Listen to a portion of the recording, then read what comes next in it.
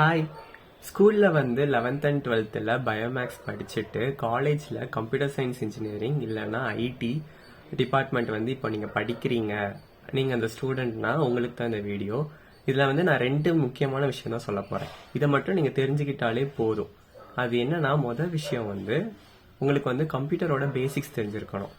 பேசிக்ஸ்னா என்ன நான் அதை மீன் பண்ணுறேன்னா, கம்ப்யூட்டரில் வந்து சாஃப்ட்வேர்னா என்ன, ஹார்ட்வேர்னா என்ன, அப்புறம் வந்து மானிட்டர்னா என்ன, கீபோர்ட்னா என்ன, மவுஸு, இதை பற்றிலாம் உங்களுக்கு நீங்கள் கண்டிப்பாக தெரிஞ்சிருக்கணும். அதுக்கு வந்து நான் டிஸ்கிரிப்ஷனில் வந்து ஒரு லிங்க் ஆட் பண்ணுறேன்.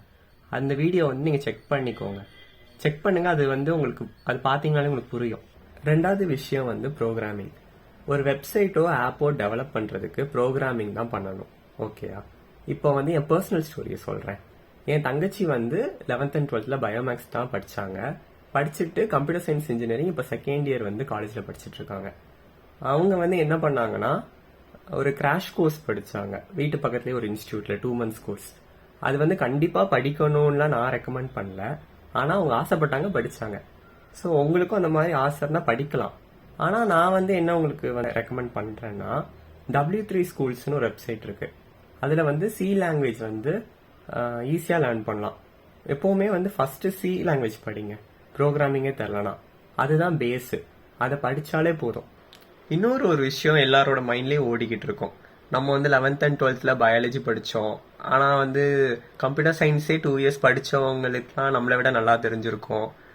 நமக்கு ஒன்றுமே தெரியாது அங்கே போய் அப்படிலாம் தோணும்.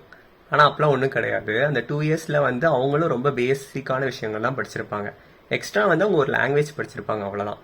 அதை வந்து நீங்கள் ஈஸியாக 1 monthலேயே பிக்கப் பண்ணிக்கலாம். அதனால் அதை நினச்சி நீங்கள் ரொம்ப ஸ்ட்ரெஸ்ஸோ இல்லைன்னா பயப்படாதீங்க. அது வந்து சிம்பிள் தான்.